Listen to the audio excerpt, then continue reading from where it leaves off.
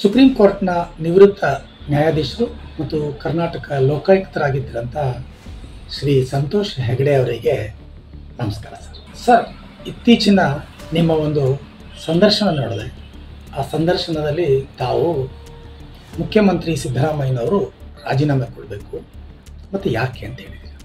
ನಿಮ್ಮ ಪ್ರಕಾರ ಮೌಲ್ಯಾಧಾರಿತವಾಗಿ ನಡ್ಕೊಳ್ಳೋಕ್ಕೆ ಮತ್ತು ಫ್ರೀ ಆ್ಯಂಡ್ ಫೇರ್ ಇನ್ವೆಸ್ಟಿಗೇಷನ್ಗೋಸ್ಕರ ಅವರು ರಾಜೀನಾಮೆ ಕೊಡಬೇಕು ಮತ್ತು ಕರ್ನಾಟಕ ಹೈಕೋರ್ಟು ಮತ್ತು ಸ್ಪೆಷಲ್ ಕೋರ್ಟ್ ಕೂಡ ಮೇಲ್ನೋಟಕ್ಕೆ ಪ್ರೈಮಾ ಫೇಸಿ ಕೇಸ್ ಇದೆ ಸಿದ್ದರಾಮಯ್ಯನವ್ರ ವಿರುದ್ಧ ಅಂತ ಹೇಳಿದ್ದಾರೆ. ಆದ್ದರಿಂದ ಅವರು ರಾಜೀನಾಮೆ ಕೊಡಬೇಕು ಅನ್ನೋದು ನಿಮ್ಮ ಸಂದರ್ಶನದ ಸಾರಾಂಶ. ಈ ಸಂದರ್ಶನ ನೋಡಿದಾಗಿಂದ ನನಗೆ ಸರ್ ಒಂದು ರೀತಿ ದಿಗ್ಭ್ರಮೆ ಆಗಿದೆ ಅಂತಲೇ ಹೇಳ್ಬೋದು. ಕಾರಣ ಸರ್, ನನ್ನ ವೃತ್ತಿ ಜೀವನದ ಪ್ರಾರಂಭದಲ್ಲಿ ತಮ್ಮನ್ನು ನೋಡಿ ತಮ್ಮನ್ನು ಒಂದು ಆದರ್ಶಪ್ರಾಯ ಮಾಡಿಕೊಂಡು ವೃತ್ತಿಯಲ್ಲಿ ಮುಂದುವರೆದಿದ್ದೇನೆ. ತಾವು ಸುಪ್ರೀಂ ಕೋರ್ಟ್ ನ್ಯಾಯಾಧೀಶರಾಗಿ ನಿಯುಕ್ತಿಗೊಂಡಾಗ ಆಗಿನ ಬೆಂಗಳೂರು ವಕೀಲರ ಸಂಘದ KN ಸುಬ್ಬಾರೆಡ್ಡಿ ಅವರು ನಿಮಗೊಂದು ಔತಣಕೂಟ ಇಟ್ಕೊಂಡಿದ್ದರು ಬೆಂಗಳೂರಿನ ಹೈಕೋರ್ಟ್ ಆವರಣದಲ್ಲಿ. ಈಗ ವಕೀಲರ ಸಂಘದ ಅಧ್ಯಕ್ಷರಾಗಿದ್ದಾರಲ್ಲ ವಿವೇಕ್ ರೆಡ್ಡಿ ಅವರ ತಂದೆ. ಆ ಸಮಾರಂಭದಲ್ಲಿ ನಾನು ಭಾಗವಹಿಸಿದ್ದೆ. ನಿಮ್ಮನ್ನು ನೋಡಿ ನಾನು ಅಷ್ಟು ಸಂತೋಷ ಆಗಿ ನಾನು ಒಂದು ಆಟೋಗ್ರಾಫ್ ಕೂಡ ನಿಮ್ಮ ಕೇಳಿದಾಗ ಸರ್, ನನ್ನ ಪ್ರಾಕ್ಟೀಸಿಂಗ್ ಅಡ್ವೊಕೇಟ್ಗೆ ಏನು ಹೇಳ್ತೀರಾ ಅಂತ ಕೇಳಿದಾಗ ತಾವು ಹೇಳಿದ್ರಿ, ಕಕ್ಷಿದಾರನಿಗೆ ನಿಷ್ಠೆಯಿಂದ ಇರೋದು, ನ್ಯಾಯಾಧೀಶರಿಗೆ ತಪ್ಪು ದಾರಿಗೆ ಎಳೆದೇ ಇರೋದು, ಇರುವ ವಾಸ್ತವಾಂಶವನ್ನು ನ್ಯಾಯಾಧೀಶರಿಗೆ ತಿಳಿಸುವಂಥದ್ದು ಮತ್ತು ಸಂವಿಧಾನವೇ ಶ್ರೇಷ್ಠ ಅಂತ ಅದನ್ನು ಹೃದಯದಲ್ಲಿ ಇಟ್ಕೊಂಡು ಈಕ್ವಾಲಿಟಿ, ಫ್ರಾಟರ್ನಿಟಿ ಆ್ಯಂಡ್ ಜಸ್ಟಿಸ್ ಅನ್ನೋದನ್ನು ಎಂದೆಂದೂ ಕೈ ಬಿಡಬಾರ್ದು ಅಂತ ಹೇಳಿದೆ. ಎಷ್ಟು ನಾನು ನಿಮ್ಮಿಂದ ಪ್ರಭಾವಿತ ಆಗಿದ್ದೆ ಅಂದರೆ, ನಾನು ನನ್ನ ವೃತ್ತಿಯ ಮೊದಲ ಇನ್ಕಮಿಂದ ನಾನು ಕಾರ್ ತೊಗೊಂಡಾಗ ಕಾರ್ನಲ್ಲಿ ನನ್ನ ತಂದೆ ತಾಯಿ ಹೆಸರು ಬರೆಸಿರಲಿಲ್ಲ, ದೇವರ ಹೆಸರು ಬರೆಸಿರಲಿಲ್ಲ, ಲೆಕ್ಸ್ ಲೋಸಿ ಅಂತ ಬರೆಸಿದೆ. ಅಂದರೆ ಲೆಕ್ಸ್ ಲೋಸಿ ಅಂದರೆ ಲಾ ಆಫ್ ದ ಲ್ಯಾಂಡ್ ಅಂತ ನಮಗೆ ಅಂದರೆ ನೆಲದ ಕಾನೂನೇ ಶ್ರೇಷ್ಠ ಅಂತ. ಅಷ್ಟು ಪ್ರಭಾವಿತ ಆಗಿದೆ ಸರ್. ತಾವು ಸುಪ್ರೀಂ ಕೋರ್ಟ್ಲಿರುವಾಗ, ಅದಕ್ಕಿಂತ ಮುಖ್ಯವಾಗಿ ಕರ್ನಾಟಕ ಲೋಕಾಯುಕ್ತರಾಗಿದ್ದಾಗ ನೀವು ಮಾಡಿದ ಕೆಲಸ ಅತ್ಯುತ್ತಮ, ಸರ್ವಕಾಲಕ್ಕೂ ನೆನಪಿಸಿಕೊಳ್ಳುವಂಥದ್ದು ಮತ್ತು ನ ಭೂತೆ ನ ಭವಿಷ್ಯತೆ ಎನ್ನುವ ಅಷ್ಟು ಪರಿಣಾಮಕಾರವಾಗಿ ಕೆಲಸ ಮಾಡಿದಿರ. ಆ ಸಮಯದಲ್ಲಿ ನಿಮ್ಮ ಕುರಿತು ಬೇರೆ ಬೇರೆ ರಾಜಕಾರಣಿಗಳು ಟೀಕೆ ಟಿಪ್ಪಣಿ ಮಾಡಿದಾಗ ನಾನು ನಿಮ್ಮನ್ನು ಹೇಗೆ ಸಮರ್ಥಿಸಿ, ಅಂದರೆ ನಿಮ್ಮ ನಿಷ್ಠೆ, ಕರ್ತವ್ಯಪರತೆ ಮತ್ತು ಪ್ರೊಫೆಷನಲಿಸಮ್ಮು ಮತ್ತು ಆ್ಯಂಟಿ ಕರಪ್ಷನ್ ಕಮಿಟ್ಮೆಂಟು ಇದನ್ನೆಲ್ಲ ಹೇಳಿ ನಾನು 10 ಆರ್ಟಿಕಲ್ಗಳನ್ನ ರಾಜ್ಯ ಮಟ್ಟದ ನ್ಯೂಸ್ ಪೇಪರ್ಗಳಲ್ಲಿ ಕೂಡ ಬರೀತಾ ಇದ್ದೆ, ತಾವು ನೋಡಿರ್ಬೋದು. ಈ ಹಿನ್ನೆಲೆಯಲ್ಲಿ ಇಷ್ಟು ನಿರಂತರವಾಗಿ ನಿಮ್ಮನ್ನು ನೋಡಿಕೊಂಡು ಬಂದಂತಹ ನಿಮ್ಮ ಸಂದರ್ಶನ, ಈ ಮೊನ್ನೆಯ ಒಂದು ಸಂದರ್ಶನ ನೋಡಿದಾಗ ಆ ಹಿನ್ನೆಲೆಯಲ್ಲಿ ನನಗೆ ದಿಗ್ಭ್ರಮೆ ಆಯಿತು. ದಿಗ್ಭ್ರಮೆ ಆಗಿದ್ದ ಕಾರಣ ಸರ್, ಸಿದ್ದರಾಮಯ್ಯನವರು ರಾಜೀನಾಮೆ ಕೇಳಿದ್ದು ತಪ್ಪು ಅಂತ ಅಲ್ಲ, ಅವ್ರ ಮೇಲೆ ಒಂದು ಪ್ರಕರಣ ಇದೆ, ನಿಮ್ಮ ಅನಿಸಿಕೆ ಅಂತ ಹೇಳಿದ್ದೀನಿ, ಸರಿ ಇದೆ ಸರ್. ಆದರೆ ತಾವು ನೋಡಿ, ಮೂಡಾ ಪ್ರಕರಣ ಕೇವಲ ಸಿದ್ದರಾಮಯ್ಯನವ್ರಿಗೆ ಕೊಟ್ಟಿರುವಂಥ 14 ನಿವೇಶನದ ಅಕ್ರಮ ಅಲ್ಲ ಸರ್. ತಮಗೆ ಗೊತ್ತಿರೋಂಗೆ ಸಾವಿರಾರು ನಿವೇಶನಗಳನ್ನು ಮೂಡಾ ಅಕ್ರಮವಾಗಿ 50-50 ಅನುಪಾತದಲ್ಲಿ ಹಂಚಿದ್ದಾರೆ. ಕೆಲವರಿಗೆ 300 ಚಿಲ್ಲರೆ ಸೈಟ್ಗಳು, ಕೆಲವರಿಗೆ 200 ಸೈಟ್ಗಳು. ಈ ಥರ ಅಧಿಕಾರಿಗಳು ಮನಸ್ಸೋ ಇಚ್ಛೆ ಹಂಚಿಬಿಟ್ಟಿದ್ದಾರೆ ಸರ್. ರಾಜಕೀಯ ಪಕ್ಷಗಳು ಸಿದ್ದರಾಮಯ್ಯನವರು ರಾಜೀನಾಮೆ ಕೊಡಬೇಕು ಅನ್ನೋದು ಸರಿ ಇದೆ, ಅದು ಅವರ ಪಕ್ಷದ ತಂತ್ರ, ಹೋರಾಟ ಸರಿ ಇದೆ ಸರ್. ಒಂದು ರಾಜಕೀಯ ಪಕ್ಷ ಅಧಿಕಾರಕ್ಕೆ ಬರಬೇಕು, ಅಧಿಕಾರಕ್ಕೆ ಬಂದು ತನ್ನ ನೀತಿ ನಿಯಮಗಳನ್ನು ಜನರಿಗೆ ಕೊಡಬೇಕು ಮತ್ತು ತನ್ನ ಸಿದ್ಧಾಂತದ ಪ್ರಕಾರ ಅಭಿವೃದ್ಧಿ ಮಾಡಬೇಕು ಅನ್ನೋದು ಸರಿಯಾಗಿದೆ. ಅಂದರೆ ಈ ಪ್ರಕರಣದಲ್ಲಿ ಸಿದ್ದರಾಮಯ್ಯನವರ ರಾಜೀನಾಮೆಯನ್ನು ರಾಜಕೀಯ ಪಕ್ಷಗಳು ಕೇಳೋದು ಸರಿ ಇದೆ ಸರ್. ಆದರೆ ನೀವು ಕೇಳಬಹುದಾ ಅಂತ ನನ್ನ ಪ್ರಶ್ನೆ. ಯಾಕಂದರೆ ನಮಗೆ ಯಾವುದೇ ಪಕ್ಷದ, ಯಾವುದೇ ಸಿದ್ಧಾಂತದ, ಯಾವುದೇ ಒಂದು ನಿರ್ದಿಷ್ಟ ಫೋಕಸ್ಡ್ ವಿಷಯಕ್ಕೆ ಪರ ಅಥವಾ ವಿರೋಧ ಆಗುವ ಯಾವ ಅನಿವಾರ್ಯತೆ ಇಲ್ಲ ನಮಗೆ. ಒಂದು ರಾಜಕೀಯ ಪಕ್ಷದವರು ಆ ರಾಜಕೀಯ ಪಕ್ಷಕ್ಕೆ ನಿಷ್ಠೆಯಿಂದ ಇರಬೇಕಾಗ್ತದೆ, ಒಬ್ಬ ಸರ್ಕಾರಿ ನೌಕರ ಸರ್ಕಾರಕ್ಕೆ ನಿಷ್ಠೆಯಿಂದ ಇರಬೇಕಾಗ್ತದೆ. ನಾವು ಫ್ರೀ ಪ್ರೊಫೆಷನಲ್ಸ್ ಅಲ್ವಾ ಸರ್, ತಾವಾಗಲಿ ತಮಗೆ ಯಾವುದೇ ರೀತಿಯ ಕಟ್ಟುಪಾಡುಗಳಿಲ್ಲ, ನೀವು ಯಾವುದೇ ಪಕ್ಷಕ್ಕೆ ಸೇರಿದವರಲ್ಲ. ಅನ್ಕಂಡೀಷನಲ್ ಆಗಿ ತಾವು ಭ್ರಷ್ಟಾಚಾರವನ್ನು ವಿರೋಧ ಮಾಡಬಹುದಾದಂಥ ಯಾರಿಗೂ ನಾವು ಜವಾಬ್ದಾರರಲ್ಲದೆ ತಪ್ಪನ್ನು ತಪ್ಪು ಅಂತ ಹೇಳುವ, ಸರಿಯನ್ನು ಸರಿ ಅಂತ ಹೇಳುವ ಸ್ಥಾನದಲ್ಲಿ ಭಗವಂತ ನಮಗೆ ಇಟ್ಟಿದ್ದಾನೆ. ನೋಡಿ ಸರ್, ರಾಷ್ಟ್ರಾದ್ಯಂತ ಏನಾಗಿದೆ ಸರ್, ಒಂದು ಪರ ವಿರೋಧ ಅನ್ನುವ ಅದು ಸೃಷ್ಟಿಯಾಗ್ಬಿಟ್ಟಿದೆ. ಸರಿಯೋ ತಪ್ಪ ವಾಸ್ತವಿಕ ಸಂಗತಿಯಲ್ಲಿ ಮೇಲಿಂದ ಕೆಳಗಡೆವರೆಗೆ ಎಲ್ಲ ಸಂಘ ಸಂಸ್ಥೆಗಳಲ್ಲಿ, ಎಲ್ಲ ಜನಮಾನಸದಲ್ಲಿ ಒಬ್ಬರ ಪರ ಒಬ್ಬರ ವಿರೋಧ ಅಂತ ಆಗ್ಬಿಟ್ಟಿದೆ. ಆ ಪರ ಅಂತಂದಾಗ ಯಾರ ಪರ ಇರ್ತೀವೋ ಅವ್ರು ಮಾಡೋದೆಲ್ಲ ಸರಿ ಅಂತ ಹೇಳ್ಬೇಕಾಗ್ತದೆ, ಮತ್ತು ಅವರ ವಿರುದ್ಧ ಇರೋವರು ಸರಿ ಮಾಡಿದ್ರು ತಪ್ಪು ಅಂತ ಹೇಳ್ಬೇಕಾಗ್ತದೆ. ಇಂತಹ ಅನಿವಾರ್ಯತೆ ಆಯಾ ರೀತಿ ಗುರುತಿಸಿಕೊಂಡವರು, ಒಂದು ಸಿದ್ಧಾಂತಕ್ಕೆ, ಒಂದು ಪಕ್ಷಕ್ಕೆ ಗುರುತಿಸಿಕೊಂಡವರ ಅನಿವಾರ್ಯತೆ ಆಗಿರುತ್ತದೆ. ತಾವೇ ಹೇಳಿದಂತೆ ನಾವು ಸಂವಿಧಾನಕ್ಕೆ ಗುರುತಿಸಿಕೊಳ್ಳೋದೇ ಆದರೆ, ಅಂದರೆ ಯಾವುದಕ್ಕೂ ಗುರುತಿಸಿಕೊಳ್ಳದೇ ಇದ್ದರೂ ಏನಕ್ಕಾದರೂ ಗುರುತಿಸಿಕೊಳ್ಳಬೇಕು ಅನ್ನೋದಾದರೆ ಅದು ಗುಡ್ನೆಸ್ಗೆ ಗುರುತಿಸಿಕೊಳ್ಳೋದು, ಬ್ಯಾಡ್ನೆಸ್ನ ವಾಪಸ್ ಮಾಡುವಂಥದ್ದಲ್ಲ ಸರ್. ಸರ್, ಭ್ರಷ್ಟಾಚಾರ ಅಂದರೆ ಕೇವಲ ಆರ್ಥಿಕ ಹಣ ಮಾಡೋದು, ಅಮಾಸಿಂಗ್ ದ ವೆಲ್ತ್ ಮಾತ್ರನ ಸರ್. ಇರುವ ಸ್ಥಾನದಲ್ಲಿ ಪಕ್ಷಪಾತ ವಹಿಸದೆ ಇಂಪಾರ್ಷಿಯಲ್ ಆಗಿ ನಡ್ಕೊಳ್ದೇ ಇರೋದು ಕೂಡ ಭ್ರಷ್ಟಾಚಾರ ಅಲ್ವಾ ಸರ್? ರೂಲ್ ಆಫ್ ಲಾನ ಫಾಲೋ ಮಾಡದೇ ಇರೋದು ಕೂಡ ಭ್ರಷ್ಟಾಚಾರ ಅಲ್ವಾ ಸರ್? ಅಂದರೆ ಏನು ಸರ್ ಭ್ರಷ್ಟಾಚಾರ ಅಂದರೆ? ಭ್ರಷ್ಟಾಚಾರ ಅಂದರೆ ಕಾನೂನುಬದ್ಧವಾಗಿ ಮಾಡಬೇಕಾಗಿರೋದನ್ನು ಮಾಡದೇ ಇರೋದು, ಕಾನೂನುಬದ್ಧವಾಗಿ ಮಾಡಬಾರ್ದನ್ನು ಮಾಡೋದು, ತನ್ಮೂಲಕ ಯಾರಿಗೋ ಒಂದು ಲಾಭ ಅಥವಾ ಒಂದು ಒಳ್ಳೆಯ ಅವಕಾಶ, ಎಕ್ಸ್ಟ್ರಾ ಫೇವರಿಂಗ್ ಮಾಡುವಂಥದ್ದಲ್ವ ಸರ್? ನೋಡಿ ಸರ್, ಸಿದ್ದರಾಮಯ್ಯನವ್ರಿಗೆ ಈ ಪ್ರಕರಣದಿಂದ ರಾಜೀನಾಮೆ ಕೊಡಬೇಕು ಅಂತ ಕೇಳೋದು ಸರಿಯೇ ಸರ್? ರಾಜಕಾರಣಿಗಳು ಯಾವ ಕಾರಣಕ್ಕೆ ಕೇಳ್ತಾ ಇದ್ದಾರೆ, ನೀವು ಯಾವ ಕಾರಣಕ್ಕೆ ಕೇಳ್ತೀವಿ ಅನ್ನೋದು ವ್ಯತ್ಯಾಸ ಇದೆ. ನಾವು ಕೇಳೋದು ಭ್ರಷ್ಟಾಚಾರ ವಿರುದ್ಧ free and fair investigation, free and fair trial ಪರ.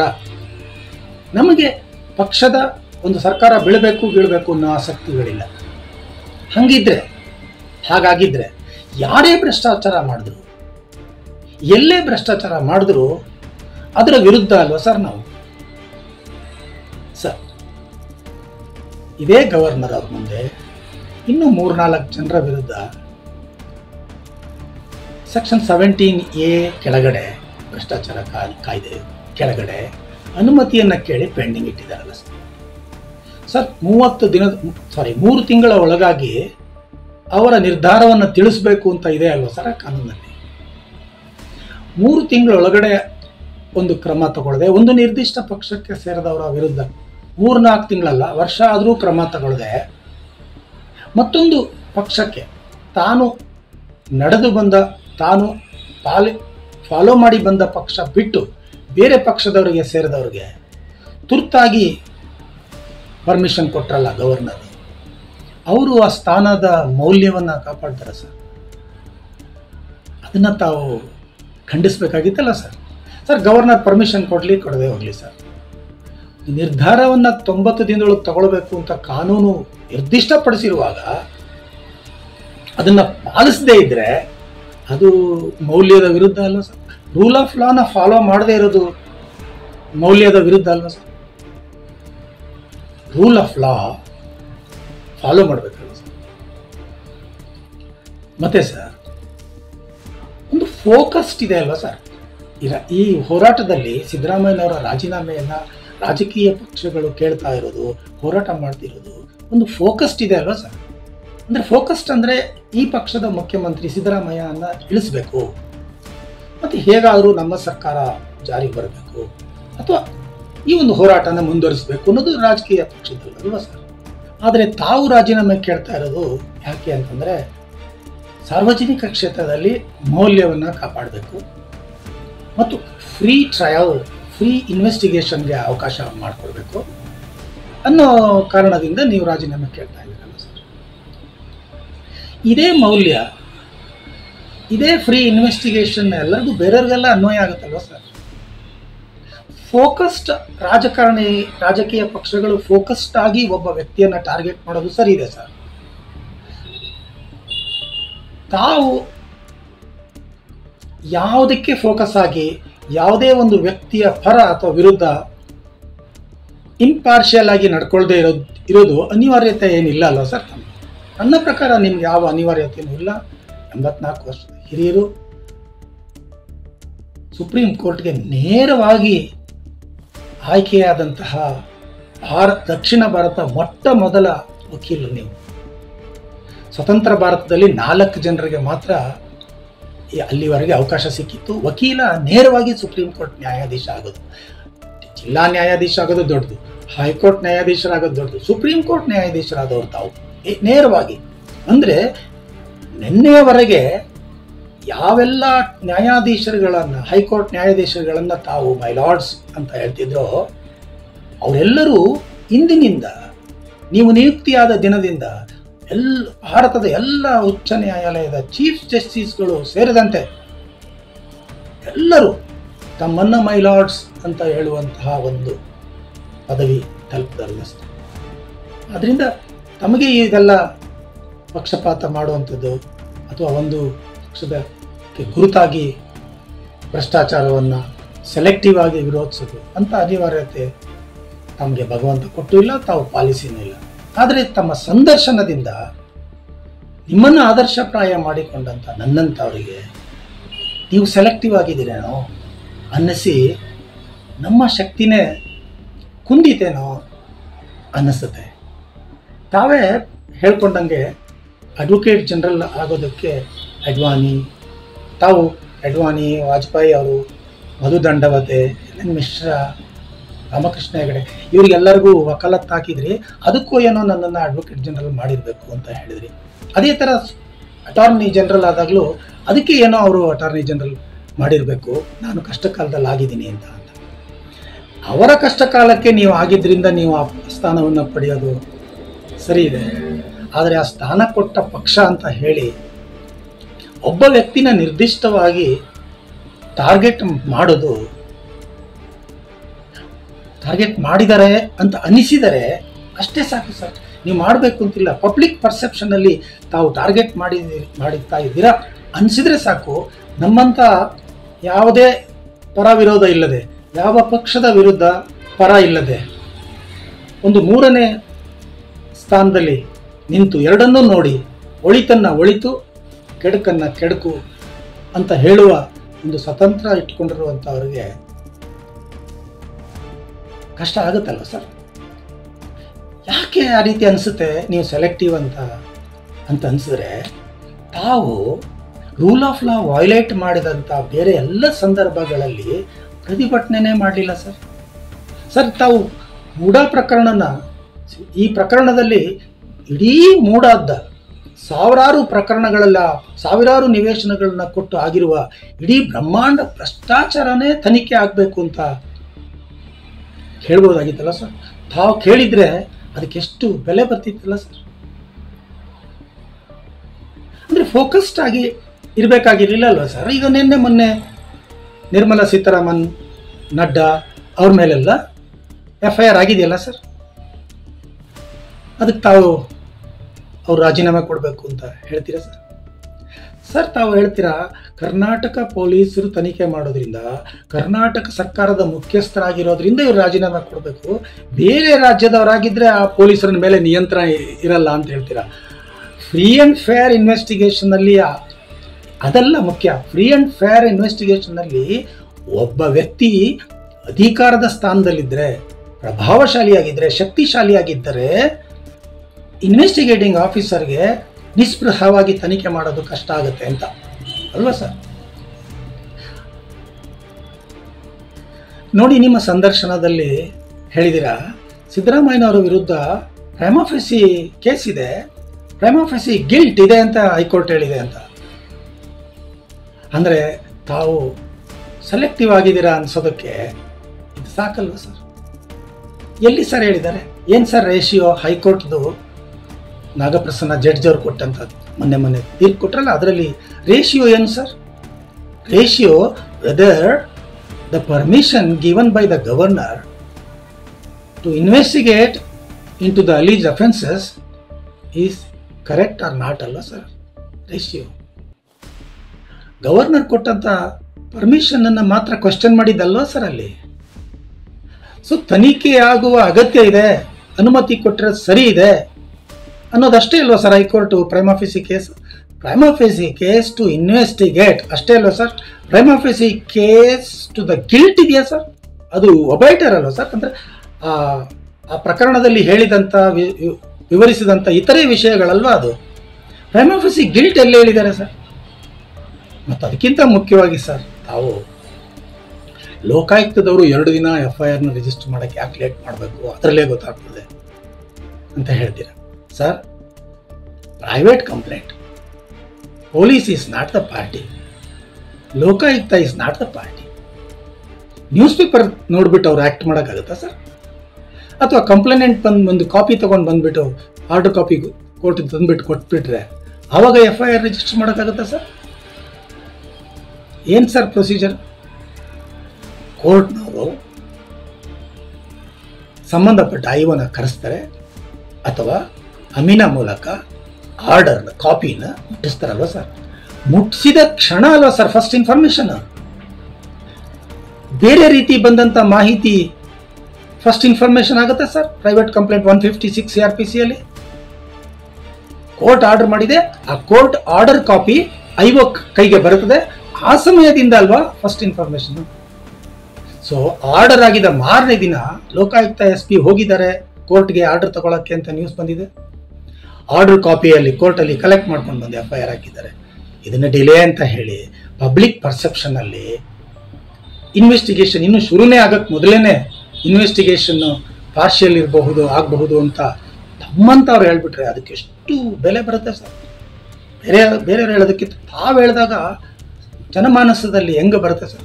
ಸರ್, ಐವೋ ಇನ್ಫ್ಲೂಯೆನ್ಸ್ ಆಗಬಾರ್ದು ಅಧಿಕಾರಸ್ಥರಿಂದ, ಅದೇ ಥರ ಮೀಡಿಯಾಯಿಂದಾಗಲಿ ತಮ್ಮಿಂದಾಗಲಿ ಪ್ರಭಾವಶಾಲಿ ವ್ಯಕ್ತಿಗಳಿಂದ ಕೂಡ ಇನ್ಫ್ಲೂಯೆನ್ಸ್ ಆಗಬಾರ್ದಲ್ಲ sir? Anyway either by this side or that side free and fair ಟ್ರಯಲ್ಗೆ ಅವಕಾಶ ಇರಬೇಕಲ್ವ ಸರ್? ಸರ್, ದೇಶಾದ್ಯಂತ ಹೆಂಗೆ ನಡೀತಾ ಇದೆ ಸರ್? ಸುಪ್ರೀಂ ಕೋರ್ಟ್ ಏನು ಹೇಳಿದೆ ಸರ್ ಎಲೆಕ್ಷನ್ ಬಾಂಡ್ ಬಗ್ಗೆ? ಎಂಥ ದೊಡ್ಡ ಭ್ರಷ್ಟಾಚಾರ ಸರ್ ಅದು. ಸುಪ್ರೀಂ ಕೋರ್ಟ್ ಆದೇಶ ಕೊಟ್ಟರು ಸ್ಟೇಟ್ ಬ್ಯಾಂಕ್ ಆಫ್ ಇಂಡಿಯಾದವರು ಡೇಟಾನ ಡಿಸ್ಕ್ಲೋಸ್ ಮಾಡದೆ ಚೀಫ್ ಜಸ್ಟಿಸ್ ಇಂದ ಹೇಳಿಸ್ಕೊಂಡು ಅಫಿಡವಿಟ್ ಹಾಕಿ ಡಿಸ್ಕ್ಲೋಸ್ ಮಾಡಿದ್ರಲ್ವ ಸರ್? ಅಂತ ದೊಡ್ಡ ಇಡೀ ಚುನಾವಣಾ ಪ್ರಜಾಪ್ರಭುತ್ವದ ಒಂದು ಚುನಾವಣಾ ವಿಷಯಕ್ಕೆ ಸಂಬಂಧಪಟ್ಟಂತ ಎಲೆಕ್ಷನ್ ಬಾಂಡ್ಗೆ ಸಂಬಂಧಪಟ್ಟಂತ ಇಡೀ ರಾಷ್ಟ್ರದ ಪ್ರಜಾಪ್ರಭುತ್ವ ವ್ಯವಸ್ಥೆ ಎನ್ನೇ ದೊಡ್ಡ ಕರಪ್ಷನ್ನ ಮೂಲವನ್ನೇ ಪ್ರಶ್ನೆ ಮಾಡಿದಂಥ ಆ ಆದೇಶದ ಸಮಯದಲ್ಲಿ ತಮ್ಮ ಸ್ಟ್ಯಾಂಡ್ ಪಾಯಿಂಟ್ ಏನಾಗಿತ್ತು ಅಂತ ನಾನು ಎಲ್ಲಿ ಓದಲೇ ಇಲ್ಲ ಸರ್, ನೋಡಲೇ ಇಲ್ಲ sir.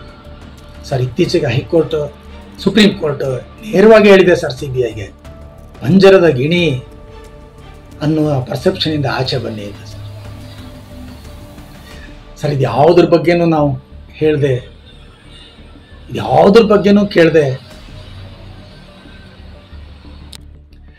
Free and fair investigation ನಡೀತಾ ಇದೆಯಾ ಸರ್? ಪೊಲಿಟಿಕಲ್ ರೀಸನ್ಸ್ಗೆ ಕ್ರಿಮಿನಲ್ ಕೇಸ್ಗಳು ರಿಜಿಸ್ಟರ್ ಆಗ್ತಾ ಇದೆ ಅಂತ ಹೇಳಿ ಸುಪ್ರೀಂ ಕೋರ್ಟ್ನ ತೀರ್ಪಲ್ಲಿ, ಹೈಕೋರ್ಟ್ ತೀರ್ಪಲ್ಲಿ ಗೊತ್ತಾಗ್ತಾ ಇಲ್ವ ಸರ್ ಇತ್ತೀಚಿನ ವರ್ಷದಲ್ಲಿ? ಈ ಪಕ್ಷ ಆ ಪಕ್ಷ ಅವರು ಇವರು ಅನ್ನೋದು ಬೇಡ sir. Free and fair investigation trial ಅಂತ ಬಂದಾಗ ಅದು ಇಡೀ ವ್ಯವಸ್ಥೆಗೆ ಸಂಬಂಧಪಟ್ಟಿದಲ್ವ ಸರ್? ಯಾಕೆ ಸರ್ ಕರ್ನಾಟಕದಲ್ಲಿ, ತಮಿಳುನಾಡಲ್ಲಿ, ವೆಸ್ಟ್ ಬೆಂಗಾಲಲ್ಲಿ, ಡೆಲ್ಲಿಯಲ್ಲಿ ಇಲ್ಲಿ ಮಾತ್ರ ಗವರ್ನರು ಮತ್ತು ಸರ್ಕಾರದ ಜೊತೆ ಸಂಘರ್ಷ ಯಾಕೆ ಸರ್? ಸರ್, ಇದರಿಂದ corrupt practices favouring somebody for extraneous reasons ಇಲ್ವಾ ಸರ್? ಅದನ್ನು ಕೇಳಬೇಕಾದಂಥದ್ದು. ಸಿದ್ದರಾಮಯ್ಯ ತಪ್ಪು ಮಾಡಿದರೆ ಸಿದ್ದರಾಮಯ್ಯನ ವಿರುದ್ಧ, ಮತ್ತೊಬ್ಬರು ತಪ್ಪು ಮಾಡಿದರೆ ಅವರ ವಿರುದ್ಧ, ಯಾರ ವಿರುದ್ಧನಾದರೂ ಆಯಿತು, ಕೇಳಬಹುದಾದಂಥ ಸ್ವಾತಂತ್ರ್ಯ ನಮ್ಮಲ್ಲಿ ಜೀವಂತಿಕೆಯಿಂದ ಇರಬೇಕಲ್ವ ಸರ್. ಒಂದು ಪಕ್ಷದ ಸದಸ್ಯರು ವಿಪ್ ತಗೊಂಡಿರ್ತಾರೆ, ಒಂದು ಸಿದ್ಧಾಂತ ನಂಬಿದವರು ಆ ಸಿದ್ಧಾಂತಕ್ಕೆ ಪ್ರಕಾರ ನಡೀತಾರೆ, ಸರಿ ಇದೆ ಅದೆಲ್ಲ. ಆದರೆ ನಾವು ವಕೀಲರು, ತಾವೇ ಹೇಳಿದಂಥ ನಾವು ವಕೀಲರು ಸರ್, ಕಾನೂನನ್ನು ಹೇಳಿಕೊಡುವವರು, ಕಾನೂನನ್ನು ಪಾಲಿಸಬೇಕು ಅಂತ ಹೇಳುವವರು ನಾವು. Equality, fraternity and justice in everything. The rule of law is the very lifeline of the constitution ಅಲ್ವಾ ಸರ್. ನಡೀತಾ ಇದೆ ಸರ್, ಅದು ನಡೀತಾ ಇದೆ ಅಂತ ಅನಿಸುತ್ತಾ ಸರ್ ನಿಮಗೆ? ಹಂಗೆ ನಡೀದೇ ಇದ್ದರೆ ಅದನ್ನೂ ಕೂಡ ಪ್ರಶ್ನೆ ಮಾಡಬೇಕಾದಂಥ ಕರ್ತವ್ಯ, ಜವಾಬ್ದಾರಿ ನಿಮಗೆ ನಮಗೆ ಇದೆ ಅಲ್ವಾ ಸರ್. ಇಲ್ಲದೇ ಇದ್ದರೆ ಸೆಲೆಕ್ಟಿವ್ ಅಂತ ಅನ್ನಿಸ್ಕೋಬೋದಲ್ಲ ಸರ್. ಸರ್, ನಾನು ಖಂಡಿತವಾಗ್ಲೂ ಇದನ್ನು, ಈ ವಿಡಿಯೋನ ನಾನು ತಮ್ಮನ್ನು ವಿರೋಧಿಸೋಕ್ಕೋ ಕಂಡೆಮ್ ಮಾಡೋಕ್ಕೋ ಇಲ್ಲ ಸರ್. ತಾವು 84 ವರ್ಷದ ಹಿರಿಯರು, ಜೀವನ ಪರ್ಯಂತ ಕಾನೂನು ಕ್ಷೇತ್ರದಲ್ಲಿ ತಮ್ಮನ್ನು ತಾವು ತೊಡಗಿಸಿಕೊಂಡು ನಿಮ್ಮದೇ ಆದಂತಹ ಮೂಲ್ಯ ಕೊಡುಗೆಯನ್ನು ಕೊಟ್ಟವರು. ನಿಮ್ಮನ್ನು ನೋಡಿ ಜೀವನದಲ್ಲಿ ಆದರ್ಶವನ್ನು ಬೆಳೆಸ್ಕೊಂಡ ನನ್ನಂಥ ಎಷ್ಟೋ ಜನ ಇದ್ದಾರೆ. ನಿಮ್ಮ ಒಂದೊಂದು ಮಾತು ಕೂಡ ಸರ್, ಒಂದೊಂದು ಆ್ಯಕ್ಷನ್ನು ಡೀಪ್ ಇಂಪ್ಯಾಕ್ಟ್ ಆಗುತ್ತೆ ಸರ್. ಸರ್, ಏನು ಫೋಕಸ್ಡ್ ಇದೆ ಈ ಡಿಮಾಂಡಲ್ಲಿ, ಅದನ್ನು ಅನ್ಫೋಕಸ್ ಮಾಡಿ ಸರ್. ನೀವೊಂದು ಅದಮ್ಯ ಶಕ್ತಿ ಸರ್ ಕರಪ್ಷನ್ ವಿರುದ್ಧ.